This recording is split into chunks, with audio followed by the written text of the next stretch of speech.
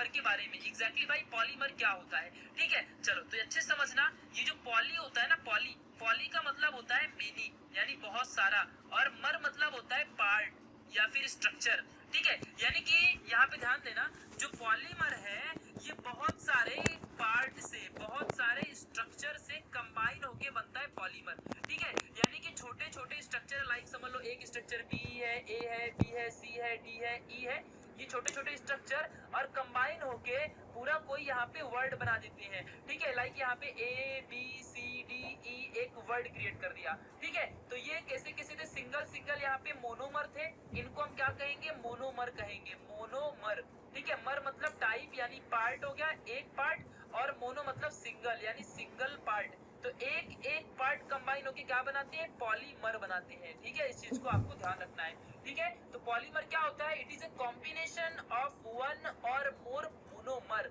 ठीक है। तो जितने भी यहाँ पे मोनोमर है, ऐसे एक या एक से ज्यादा मोनोमर का कॉम्बिनेशन कौन होता है, पॉलीमर होता है, ठीक है। तो इसे अच्छे से आपको याद रखना है। चलिए अब आपको सारी चीजें समझनी है, इतना आपने समझ लिया है। मैं कहूंगा एक बार फिर से इस चीज को आप लोग रिवाइंड करके देख लो और फिर यहाँ से वापस स्टार्ट करो, ओके। चलो तो आप देखते हैं न्यूक्लिक एसिड क्या होता है, अभी आपको सारी चीजें समझेंगी। तो जो न्यूक्लिक एसिड होता है ये एक चेन होता है न्यूक्लियोटाइड का, which stores genetic informations in a biological system, ठीक है। बायोलॉजी में जो अपनी बॉडी होती है, बायोलॉजिकल सिस्टम में ये जो न्यूक्लिक एसिड है एक चेन होता है न्यूक्लियोटाइड का, जो कि जेनेटिक इंफॉर्मेशंस को कैरी करता है। अब जेनेटिक इंफॉर्मेशंस क्या होगा, लाइक ट्रेट होगा, हमारे कैरेक्टर्स होंगे जिसकी वजह से हम कैसे दिखेंगे, टॉल होंगे, डॉर्फ होंगे, हमारे आईज का कलर कैसे होगा, ये सारी चीजें जेनेटिक इंफॉर्मेशंस होती हैं। और इन्हीं को कौन कैरी करता है, न्यूक्लिक एसिड कैरी करता है। और ये किससे बनता है, ये न्यूक्लियोटाइड से बनता है, ओके। इस चीज को ध्यान रखना। चलो आगे बढ़ते हैं। ये जो न्यूक्लियोटाइड है, न्यूक्लिक एसिड है, ये डीएनए और आरएनए दोनों को फॉर्म करता है, दोनों को क्रिएट करता है, इस चीज को ध्यान रखना। और यही डीएनए और आरएनए क्या करते हैं, इंफॉर्मेशन को कैरी करती हैं। और ये जो इंफॉर्मेशन होता है ये क्या बनाने के लिए इंफॉर्मेशन कैरी करते हैं, तो प्रोटीन बनाने के लिए। 10th में हमने ऑलरेडी पढ़ा है प्रोटीन सिंथेसिस के बारे में, ट्रांसक्रिप्शन, ट्रांसलेशन, ट्रांसलोकेशन, और आज 12th में हम लोग वापस से इसी चैप्टर में ट्रांसक्रिप्शन, ट्रांसलेशन, ट्रांसलोकेशन के बारे में पढ़ेंगे, जो कि बहुत ही डीपली और मैं बहुत ही अच्छे से आपको बताऊंगा। 9th और 10th का पूरा बेसिक बता के, जो आपने 10th में नहीं पढ़ा था उसको भी यहाँ पे समझा के अच्छे से बताऊंगा। So don't be panic, okay. चलो तो जो डीएनए आरएनए होते हैं इनके पास कौन सी इंफॉर्मेशन होती है, तो इनके पास अपने बॉडी में प्रोटीन कैसे बनाना है उसकी इंफॉर्मेशन होती है। और इन डीएनए और आरएनए को कौन फॉर्म करता है, न्यूक्लिक एसिड फॉर्म करता है। और ये न्यूक्लिक एसिड खुद किससे बनता है, ये न्यूक्लियोटाइड से बनता है, और जो कि जेनेटिक इंफॉर्मेशन कैरी करता है। भाई जब DNA RNA genetic information carry कर रहे हैं और ये न्यूक्लिक एसिड से ही बनते हैं, तो इसका मतलब क्या है कि न्यूक्लिक एसिड खुद जेनेटिक इंफॉर्मेशन कैरी करके रखा है। तो इस चीज को आपको ध्यान रखना।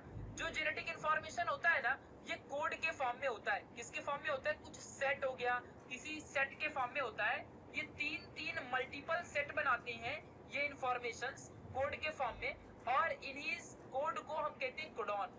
जो न्यूक्लियोटाइड होते हैं ना, न्यूक्लियोटाइड ये 3-3 का सेट बनाते हैं, और इसी 3-3 के सेट में ये इंफॉर्मेशन को कैरी करते हैं, और इसे हम कहते हैं कोडॉन कहते हैं। और यही न्यूक्लियोटाइड किसके अंदर होता है, ये होता है न्यूक्लिक एसिड के अंदर, that is DNA and RNA के अंदर, ओके। इस चीज को आपको समझना है, बिकॉज न्यूक्लिक एसिड से क्या बनते हैं, डीएनए और आरएनए, और खुद न्यूक्लिक एसिड किससे बनता है, न्यूक्लियोटाइड से बनता है, ओके। चलो तो इस चीज को आपको ध्यान रखना है।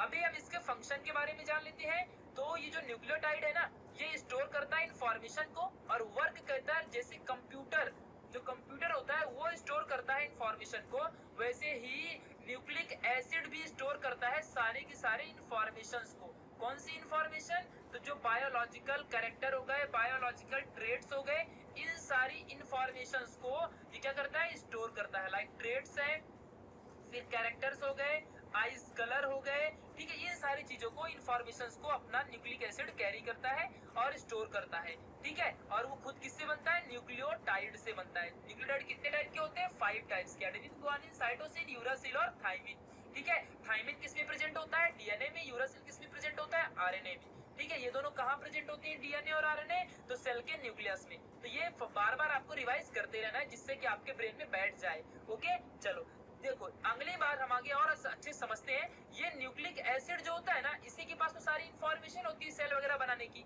तो इसी के पास पावर होती है कि ये अपने बॉडी में सेल को भी क्या कर सके, क्रिएट कर सके, फॉर्म कर सके। यानी कि जो अपने बॉडी में सेल बनते हैं, ये सेल बनाने का काम भी न्यूक्लिक एसिड ही करता है, ठीक है। और यही हेरिडिटरी जो कैरेक्टर्स होते हैं, इनकी इन्फॉर्मेशन को भी स्टोर करता है, ठीक है। और क्रिएशन ऑफ सेल में भी ये हेल्प करता है, ओके। जो न्यूक्लिक एसिड होता है, इनका बैकबोन क्या है, न्यूक्लिक एसिड किससे बनता है, तो ये बनता है न्यूक्लियोटाइड से। तो न्यूक्लियोटाइड क्या है, इसका बैकबोन है। यानी कि यहाँ पे ध्यान देना, जो न्यूक्लिक एसिड है ये मोस्टली क्या होते हैं, ध्यान देना अच्छे से, ये एक टाइप का पॉलीमर है। क्या है, ये एक टाइप का पॉलीमर। और इसका और हर एक पॉलीमर किससे बनता है, अपने मोनोमर से। यानी छोटे छोटे मोनोमर कंबाइन होकर पॉलीमर बनाते हैं। तो यहाँ पे न्यूक्लिक एसिड का मोनोमर कौन होगा, तो न्यूक्लिक एसिड का जो मोनोमर है वो कौन है, न्यूक्लियोटाइड है, ठीक है। ये बातें ध्यान रखना, ओके। चलो, तो जो ये मोनोमर है, मोनोमर कौन है, न्यूक्लियोटाइड है। और ऐसे बहुत सारे न्यूक्लियोटाइड कंबाइन होके इस पॉलीमर को बनाते हैं, और वो पॉलीमर का नाम क्या है, न्यूक्लिक एसिड, ठीक है। तो न्यूक्लिक एसिड क्या होता है, यहाँ पे न्यूक्लियोटाइड से बनता है। एक न्यूक्लियोटाइड से नहीं, बहुत सारे जितने भी 5 टाइप्स के न्यूक्लियोटाइड होते हैं, इन सभी से अपना न्यूक्लिक एसिड क्रिएट होता है। और ऐसे में हम इस न्यूक्लिक एसिड को पॉलीमर कहते हैं, बिकॉज ये बहुत सारे छोटे छोटे मोनोमर से कंबाइन होता है। और वो मोनोमर कौन से हैं, वो मोनोमर कोई और नहीं, वो मोनोमर न्यूक्लियोटाइड है, जो कि एडेनिन हो गए, ग्वानिन हो गए, थाइमिन हो गए, साइटोसिन हो गए, यूरासिल हो गए। तो यही है वो सारे के सारे न्यूक्लियोटाइड जो वर्क करते हैं एज अ मोनोमर, और कंबाइन होकर फॉर्म करते हैं पॉलीमर, जिस पॉलीमर को हम कहते हैं न्यूक्लिक एसिड। इसीलिए अभी हमने यहाँ पे देखा कि जो न्यूक्लिक एसिड होता है ये न्यूक्लियोटाइड से बनता है। बहुत सारे न्यूक्लियोटाइड एक चेन क्रिएट करते हैं, और इस चेन को हम न्यूक्लिक एसिड कहते हैं। तो उस चेन को यहाँ पे पॉलीमर और मोनोमर के फॉर्म में मैंने आपको बता दिया है, ठीक है। तो छोटे छोटे मोनोमर एक साथ कंबाइन होकर बड़ा सा स्ट्रक्चर बनाती है, और उसी बड़े से स्ट्रक्चर को हम पॉलीमर कहते हैं, ठीक है। और यही पॉलीमर क्या है, न्यूक्लिक एसिड। तो यहाँ पे अच्छे से आप देख सकते हो, फिर से मैंने आपको एक बार बता दिया है कि nucleotide like cytosine, guanine, adenine, ये हो गया, और यूरासिल और थाइमिन। तो इन सभी से सभी के सभी क्या है, बैकबोन है। किसके बैकबोन है, न्यूक्लिक एसिड के बैकबोन है। यानी न्यूक्लिक एसिड इन्हीं न्यूक्लियोटाइड से बनता है, साइटोसिन, ग्वानिन, यूरासिल, थाइमिन। ये जो यहाँ पे सारे के सारे दिया है स्ट्रक्चर, इन्हीं स्ट्रक्चर से अपना यहाँ पे कौन बनता है, न्यूक्लिक एसिड बनता है, ठीक है। चलो, अब हम यहाँ पे डीप नॉलेज और अच्छे समझ लेते हैं, ठीक है, टाइप्स ऑफ न्यूक्लिक एसिड में। तो जो न्यूक्लिक एसिड है वो डीएनए और आरएनए ही न्यूक्लिक एसिड होता है। अब आपका डाउट सारा क्लियर हो गया होगा, ठीक है। चलो, तो आप अच्छे से ध्यान देना, अच्छे से मोस्ट इंपॉर्टेंटली। चलो देखो, ध्यान देना, एक ये है अपना सेल, सेल के अंदर है न्यूक्लियस, न्यूक्लियस के अंदर होता है कौन, यहाँ पे जेनेटिक मटेरियल। कौन होता है अपना यहाँ पे, जेनेटिक मटेरियल। और अगर मैं अभी कहूँ कि जेनेटिक मटेरियल क्या है, तो सिंपल वर्ड में मैं कह सकता हूँ कि अपना जेनेटिक मटेरियल न्यूक्लिक एसिड है। कौन है, न्यूक्लिक एसिड। और ये जो न्यूक्लिक एसिड है ये कौन होता है, तो यही है डीएनए और आरएनए। और ये कहाँ प्रेजेंट होते हैं, ये प्रेजेंट होते हैं क्रोमोसोम में। कहाँ प्रेजेंट होते हैं, क्रोमोसोम के अंदर, ठीक है। और ये डीएनए और आरएनए किससे बनते हैं, तो ये डीएनए और आरएनए दोनों के दोनों किससे बनते हैं, न्यूक्लियोटाइड से बनते हैं, ठीक है। ये बातें ध्यान रखना, जब डीएनए आरएनए न्यूक्लियोटाइड से बनते हैं तो इसका मतलब क्या है कि डीएनए और आरएनए ही कौन है, न्यूक्लिक एसिड है। इसका मतलब अपना न्यूक्लिक एसिड किससे बनता है, न्यूक्लियोटाइड से बनता है। सो कंफ्यूज नहीं होना है, ठीक है। न्यूक्लिक एसिड को बनाने वाला कौन है, न्यूक्लियोटाइड है। और डीएनए आरएनए को बनाने वाला कौन है, न्यूक्लियोटाइड है। बिकॉज न्यूक्लिक एसिड कौन है, डीएनए आरएनए है, ठीक है। तो डीएनए आरएनए कोई और नहीं, इनका फुल फॉर्म ही क्या होता है, एसिड एसिड, ठीक है। ये बातें ध्यान रखना। सो डीएनए होता है डीऑक्सी राइबोस न्यूक्लिक एसिड, और आरएनए होता है राइबो न्यूक्लिक एसिड। यानी ये दोनों के दोनों कौन है, न्यूक्लिक एसिड ही होते हैं, ठीक है। और किससे बनते हैं, ये बनते हैं न्यूक्लियोटाइड से, ओके।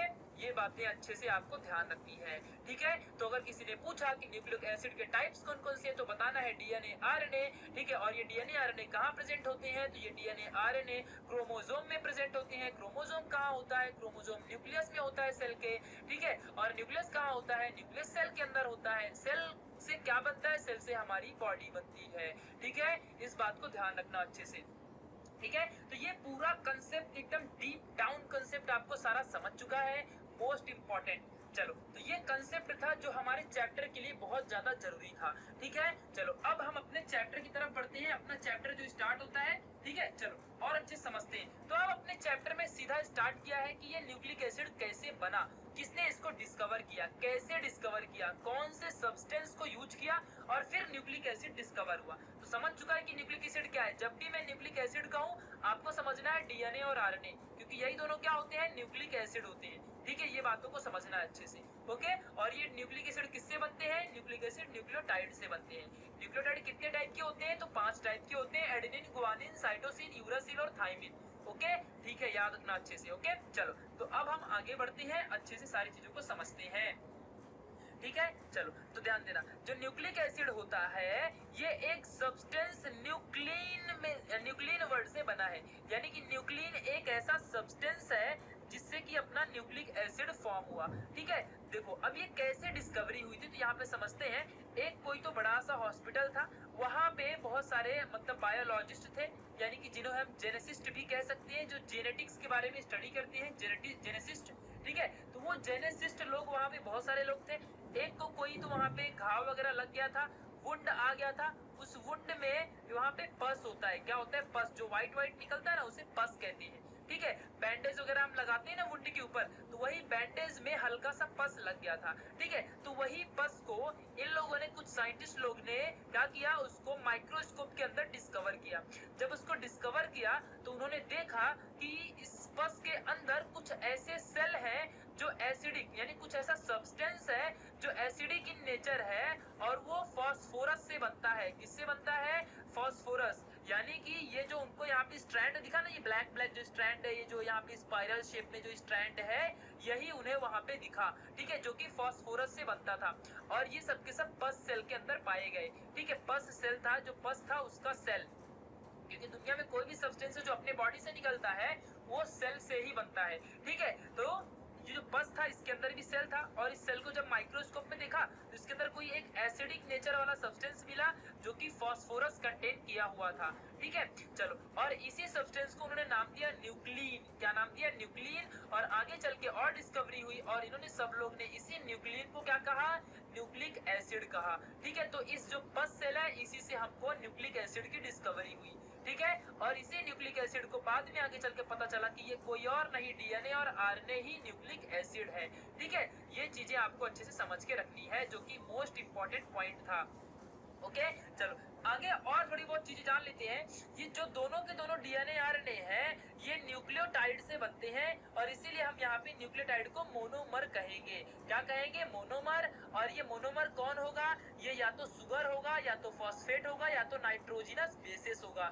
नाइट्रोजिनस बेसिस कौन होते हैं, नाइट्रोजिनस बेसिस होते हैं एडेनिन हो गया, गुआनिन हो गया, साइटोसिन हो गया, यूरासिल, थाइमिन, ये सब नाइट्रोजिनस बेसिस हैं, दैट इज न्यूक्लियोटाइड। ओके, और फॉस्फेट और सुगर ये भी कहाँ प्रेजेंट होते हैं, न्यूक्लिक एसिड के अंदर ही प्रेजेंट होते हैं। ठीक है, तो अपना जो न्यूक्लिक एसिड यानी कि डीएनए आरएनए ये बनता है, तो किससे बनता है, ये अपना adenine, guanine, cytosine, uracil, thymine यानी कि नाइट्रोजिनस बेसिस और सुगर मॉलिक्यूल और फॉस्फेट मॉलिक्यूल से अपना न्यूक्लिक एसिड बनता है। ठीक है, तो यहाँ पे जरा देख लो, ये जो स्ट्रैंड हो गया ये फॉस्फेट से बन गया, ये जो यहाँ पे न्यूक्लिक एसिड न्यूक्लियोटाइड है ये किससे बन गया, नाइट्रोजन से बन गया। और सुगर मॉलिक्यूल कहाँ है, मैं आपको दिखाता हूँ। तो आपको वर्ड में ही समझना चाहिए, राइबोज, डीऑक्सीराइबोज, और यहाँ पे राइबोज न्यूक्लिक एसिड। ये राइबोज है, ये सुगर का एक टाइप होता है, कार्बोहाइड्रेट है ये। ओके, तो इस बात को आपको ध्यान रखना है, like pentose sugar, lactose sugar, ये सुगर होते हैं, तो राइबोज भी एक टाइप का सुगर है। तो जो अपना न्यूक्लिक एसिड होता है ये किससे किससे बनता है, न्यूक्लिक एसिड सुगर से बनता है और नाइट्रोजिनस बेसिस से बनता है। तो नाइट्रोजिनस बेसिस तो हम पहले से ही जानते हैं, कितने बार मैं आपको बता चुका, बट यहाँ पे फॉस्फेट और सुगर से भी बनता है, ये हमें पस सेल की डिस्कवरी के बाद पता चला।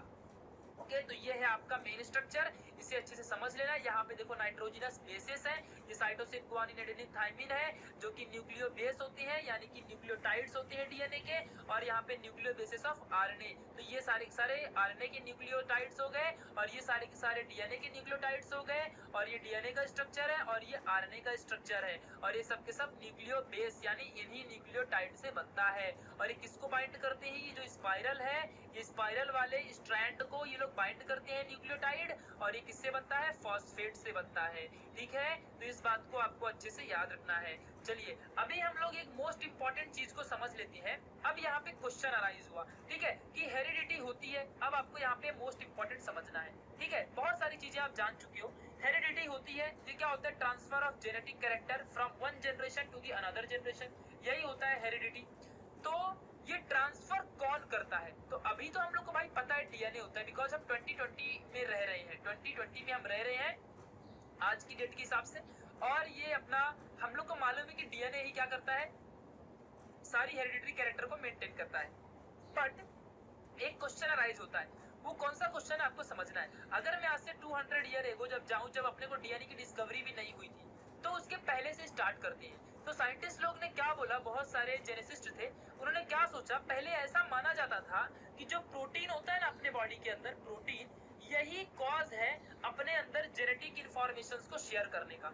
एक जनरेशन से दूसरे जनरेशन ये प्रोटीन ही क्या करता है, शेयर करता है जेनेटिक इंफॉर्मेशन को। अभी अपने को पता है कि डीएनए ट्रांसफर करता है, ठीक है, क्योंकि प्रूफ हो चुका है। बट ये कैसे प्रूफ हुआ, वही हमें अभी देखना है। हमको एक्सपेरिमेंट पढ़ने, और ये एक्सपेरिमेंट 3 एक्सपेरिमेंट हम आज देखेंगे, और इनमें से एक एक्सपेरिमेंट 3 मार्क्स को जरूर आएगा। ठीक है, इवन हम लोग के टाइम पे जब एग्जाम थे तब के टाइम से एक एक्सपेरिमेंट पक्का पूछता है। मुझे अभी भी याद है, हम लोग के टाइम पे बैक्टीरियोफेज वाला एक एक्सपेरिमेंट पूछा था, हार्शी एंड चेस का। आगे दिखाऊंगा आपको, डोंट वरी। ठीक है, तो चलो ध्यान देना अच्छे से। तो पहले के साइंटिस्ट लोग ऐसा समझते थे कि जो प्रोटीन ही है जो जिसकी वजह से हेरिडिटरी होती है, यानी transfer of genetic character from one generation to another generation, ये only and only via protein होता है, प्रोटीन करता है।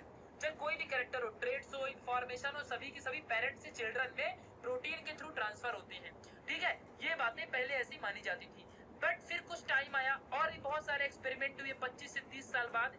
इस थिंकिंग के 25 से 30 साल बाद, 30 इयर्स बाद, बहुत सारे जेनेसिस्ट बायोलॉजिस्ट आए और इन्होंने क्या किया, एक्सपेरिमेंट परफॉर्म किए, और इनको पता चला कि जो डीएनए है वो होता है जेनेटिक मटेरियल, और यही ट्रांसफर करता है अपने अंदर हेरिडिटरी कैरेक्टर्स को वन जनरेशन से दूसरे जनरेशन में। ठीक है, तब जाके पता चला।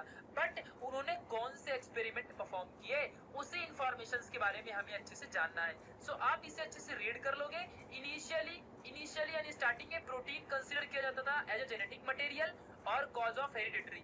आफ्टर दैट बहुत सारे जेनेसिस्ट आए और उन्होंने क्या बताया, बहुत सारे प्रैक्टिकल वर्क किए, और उससे अपने को पता चला कि जो डीएनए होता है ये होता है अपना रियल जेनेटिक मटेरियल।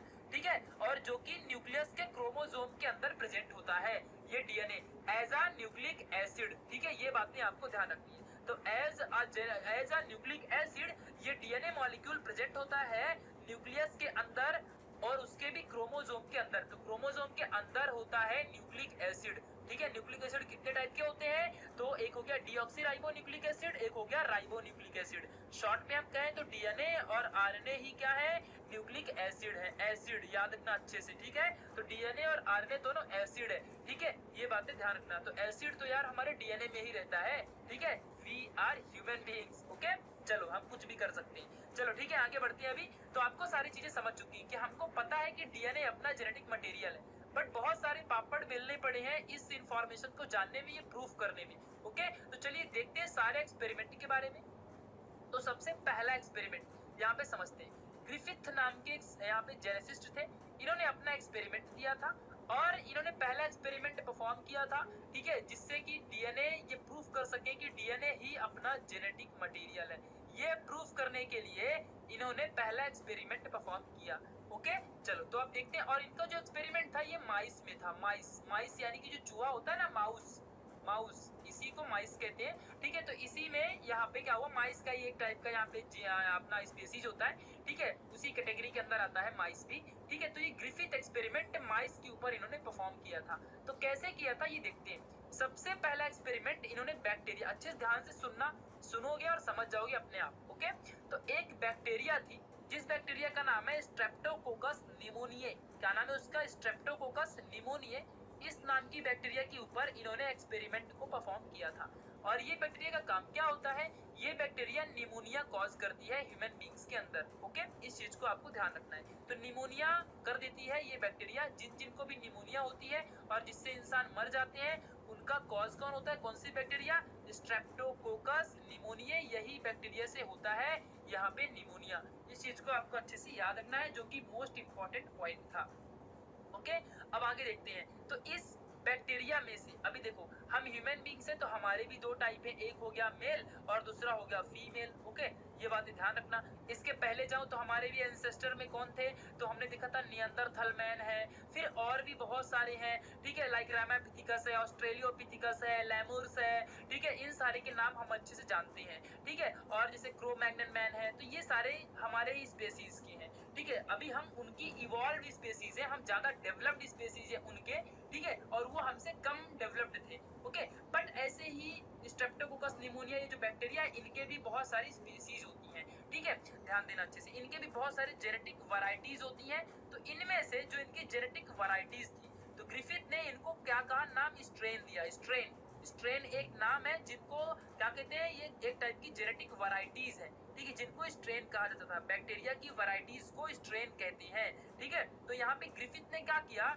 इन्होंने दो टाइप के स्ट्रेन चूज किए, एक एस टाइप के, एक आर टाइप के, ठीक है। दोनों ये निमोनिया के ही टाइप है, मतलब आर टाइप भी बैक्टीरिया और एस टाइप के भी बैक्टीरिया, दोनों के दोनों क्या है, ये निमोनिया के ही बैक्टीरिया है, ठीक है। बट यहाँ पे दो टाइप के बैक्टीरिया है, एक एस टाइप का है, एक आर टाइप का है, ठीक है। इस चीज को आपको ध्यान रखना है, ठीक है। दोनों की स्पेसीज यहाँ पे समझते हैं अच्छे से, इनकी स्पेसिफिकेशन को समझ लेते हैं अच्छे से। जो एस टाइप वाला होता है, ये वायरुलेंट होता है।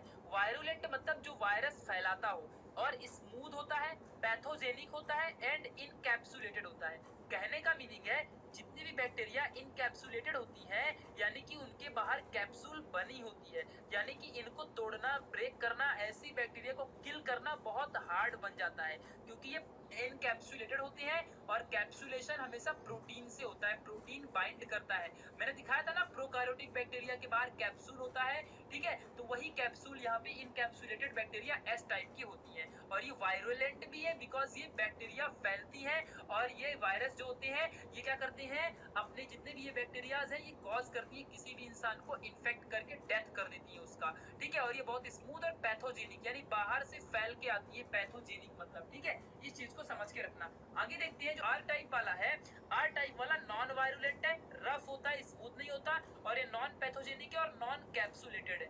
नॉन कैप्सुलेटेड मतलब ये ज्यादा कुछ भी प्रॉब्लम नहीं देता है, और इसके बाहर कोई भी कैप्सुलेशन नहीं होता, प्रोटीन की बाइंडिंग वगैरह कुछ नहीं होती है। जो बाइंडिंग होती है प्रोटीन की, इसमें आर टाइप वाले में नहीं है। तो दो टाइप के स्ट्रेप्टोकोकस निमोनिया, ये जो बैक्टीरिया है, इसके दो टाइप यूज किए गए ग्रिफिथ एक्सपेरिमेंट में। पहला है एस टाइप, दूसरा है आर टाइप। आर से रफ यानी non virulent, non pathogenic, non capsulated. Virulent यहाँ पे एस टाइप वाला, एस से स्मूथ, वायरुलेंट पैथोजेनिक और इनकैप्सुलेटेड। तो एक से दो बार इसे रिवाइज कर लो जल्दी जल्दी, और आगे बढ़ते हैं। उनका एक्सपेरिमेंट क्या था, ये समझना अच्छे से। इन्होंने प्रूफ करना चाहा कि डीएनए ही इंफॉर्मेशन को ट्रांसफर करता है। यही इन्हें प्रूफ करना था कि जो डीएनए है, वही एक ऐसा कॉज है जो कि इंफॉर्मेशन को ट्रांसफर करता है। यही इनको प्रूफ करना चाहा, यही ये प्रूफ करना चाहते थे, ठीक है। चलो तो ध्यान से देखते हैं कैसे। तो पहले बार इन्होंने क्या किया, इन्होंने 4 एक्सपेरिमेंट परफॉर्म किए। फर्स्ट, यहाँ पे सेकंड और थर्ड, और ये रहा फोर्थ वाला, ठीक है। 4 एक्सपेरिमेंट इन्होंने परफॉर्म किया। 4 एक्सपेरिमेंट को अच्छे से समझते हैं। पहली बार इन्होंने क्या किया, रफ वाले स्ट्रेन को उठाया। रफ स्ट्रेन मतलब कि आर वाला जो यहाँ पे टाइप था, आर टाइप वाले को इन्होंने उठाया। आर टाइप वाले को, आर टाइप वाले स्ट्रेप्टोकोकस निमोनिया, इस वायरुलेंट को उठाया, और इन्होंने क्या किया, इंजेक्ट कर दिया माइस के अंदर। तो माइस क्या था, जिंदा था। वाई, बिकॉज ये क्या होता है, नॉन पैथोजेनिक होता है, रफ और नॉन वायरुलेंट है, जो कि किसी भी एनिमल्स को, किसी भी ह्यूमन बींग्स को कुछ कॉज नहीं करता है। तो आर वाला अच्छा वाला स्ट्रेप्टोकोकस निमोनिया होता है। एस वाला क्या होता है, जो इंसान को खत्म कर देता है, ठीक है। ये बातें ध्यान रखना। तो पहला वाला किए तो कोई भी टेंशन ही नहीं हुई, मतलब जो माउस था ये अलाइव था, जिंदा था। नेक्स्ट देखते हैं दूसरा वाला। इन्होंने स्मूथ वाले को जब यूज किया, तो ऑब्वियस सी बात है कि जो अपना माउस है वो क्या हो जाएगा, मर जाएगा, डेड हो जाएगा। तो तो मरेगा ही ना, बिकॉज वो कैसा होता है, एस वाला वायरुलेंट होता है, पैथोजेनिक होता है। चलो आगे अब यहाँ पे ट्विस्ट आने वाला है। इन्होंने क्या किया, अब नेक्स्ट इनका थर्ड एक्सपेरिमेंट, दोनों को पहले परफॉर्म किया, जो स्मूथ था उससे मर गया, जो रफ था उससे कुछ नहीं हुआ। अब इन्होंने क्या किया कि ये जो स्ट्रेन था, ये जो यहाँ पे एस टाइप वाला स्ट्रेन है, एस वाला, इसको इन्होंने हीट किया। क्या किया, हीट किया। और हीट करने के बाद इस स्मूथ वाले स्ट्रेन को इन्होंने माउस के अंदर डाला, तो माउस मरा ही नहीं। ठीक है, ध्यान देना अच्छे से, स्मूथ वाले को डालने से मर जाता था माउस, बट जब इन्होंने उसको हीट कर दिया तो उसके अंदर की जो प्रोटीन बाइंडिंग थी, जो प्रोटीन था, वो क्या हो जाएगा, ब्रेक हो जाएगा ना। प्रोटीन बाइंडिंग, जो ऊपर कैप्सुलेशन रहता है, बाहर का कैप्सुलेशन होता है जो बैक्टीरियाज में, वो क्या हो जाएगा, वो अपना पूरा का पूरा, जो भी यहाँ पे मैं आपको दिखाता हूँ, जो कैप्सुलेशन होता है बैक्टीरियाज के अंदर, यहाँ पे देखो जो ये कैप्सुलेशन है, जब आप हीट करोगे तो ये बैक्टीरिया का कैप्सुलेशन क्या हो जाएगा, गायब हो जाएगा ना। तो वो हीट करने के बाद गायब हो गया, तो यहाँ पे इसको कुछ हुआ ही नहीं। जो ये बैक्टीरिया था, इसको यहाँ पे कुछ हुआ ही नहीं। यहाँ पे जो अपना माउस है, इसको कुछ नहीं हुआ, जिंदा था, बिकॉज इसके बाहर की कोटिंग खत्म हो गई, और जो यहाँ पे बैक्टीरिया थी उसके अंदर कोई एनर्जी ही नहीं थी। जब कोई एनर्जी नहीं है तो कैसे किसी को कुछ इन्फेक्ट कर सकता है। तो स्मूथ वाला भी कैसे बन गया, नॉन वायरुलेंट बन गया। बट अब यहाँ पे फोर्थ कंडीशन ध्यान देना। फोर्थ में इसने क्या किया ग्रिफिथ ने, कि रफ वाला जो था स्ट्रेन, जिससे मर ही नहीं रहा था, और यहाँ पे हीट किल्ड स्मूथ, जिससे इससे भी नहीं मर रहा था, इन दोनों को जब मिक्स किया तो फिर यहाँ पे माउस मर गया। तो यही क्वेश्चन अराइज होता है कि ऐसा कैसे हुआ कि रफ वाला तो भाई कभी भी कॉज ही नहीं करता है, और स्मूथ वाला जो है उसको ही, स्मूथ वाला कॉज करता था, मार देता था माउस को, बट जब हीट कर देते हम उसको तो फिर वो भी नहीं मारता था। ठीक है, बट जब हमने इन दोनों को मिक्स किया, हमने क्या किया, इन दोनों को, इसको आर वाले को और ये एस वाले को, जो हीटेड है, हीटेड यानी कि हीट किल्ड स्मूथ वाले स्ट्रेन को और रफ वाले स्ट्रेन को हमने क्या किया, मिक्स किया, और फिर इंजेक्ट किया इंजेक्शन के थ्रू माउस के अंदर, तो ये माउस मर गया। ऐसा कैसे हो सकता है, यही क्वेश्चन अराइज हुआ। तो यहाँ से इन्होंने एक चीज बताई कि कुछ तो, इनको सिर्फ इतना ही पता चला, इनको सिर्फ इतना ही पता चला कि कुछ तो ऐसा है, कुछ तो ऐसा है, जो कि कोई तो ऐसी चीज है जो कि आर वायरुलेंट, जो कि यहाँ पे नॉन वायरुलेंट था, एस वाला स्मूथ था, लेकिन जब हमने इसकी प्रोटीन कोटिंग को तोड़ दी तो ये क्या हो जाएगा, इसका इफेक्ट नलीफाई हो जाएगा एस वाले का। बट एक तो प्रॉब्लम रहेगी ना, प्रॉब्लम ये रहेगी, प्रॉब्लम इसकी ये रहेगी कि इसके अंदर वो जेनेटिक मटेरियल तो रहेगा ना, ये तो हम लोग को पता ही है कि उसका कुछ ना कुछ जेनेटिक मटेरियल तो रहने वाला है स्मूथ वाले के अंदर, तो जेनेटिक मटेरियल तो रहेगा ना। तो जेनेटिक मटेरियल ट्रांसफर हुआ एस वाले से आर में, जब हमने इसको क्या किया, मिक्स किया तब। ठीक है, तो मिक्सिंग के टाइम पे एस से आर में क्या हो गया, जेनेटिक इंफॉर्मेशन का ट्रांसफर हुआ। ठीक है, तो ये कैसे हुआ, तो इन्होंने क्या बोला ग्रिफिथ में कि कुछ तो ऐसा है जो कि जेनेटिक इंफॉर्मेशन को ट्रांसफर करता है, यानी ट्रांसफॉर्मेशन प्रिंसिपल यहाँ पे होता है, ये इतना ही इन्होंने बताया। ठीक है, ये बातें ध्यान रखना। मतलब देखो, आर वाला नॉन इन्फेक्टेड होता है, हीट स्मूथ वाला भी नॉन इन्फेक्टेड होता है, बट नॉर्मली जो स्मूथ है वो क्या होता है, इन्फेक्टेड होता है। ठीक है, और हमने इसी स्मूथ वाले को क्या किया था, हीट किया था, तो इसकी प्रोटीन बाइंडिंग तो टूट गई थी, लेकिन उसके अंदर डीएनए, जो उसका जेनेटिक मटेरियल था, वो तो था ना इसके अंदर। वो जेनेटिक मटेरियल जो हीट स्मूथ था, ये एचएस यानी हीट स्मूथ, इसमें से जब हमने मिक्स किया तो इसमें से ट्रांसफर होके आर वाले में आ गया। ठीक है, तो यही चीज आपको अच्छे से समझ के रखनी है, और इसी के वजह से सारा का सारा कुछ ना कुछ ट्रांसफॉर्मेशन हुआ है। ठीक है, तो वो ट्रांसफॉर्मेशन कौन करता है, यही हमको देखना है। फिलहाल हमें तो पता है कि वो डीएनए की वजह से हुआ है, बट प्रूफ चाहिए ना, तो इसके लिए अभी हम यहाँ पे देखते हैं। तो अगला एक्सपेरिमेंट परफॉर्म किया कुछ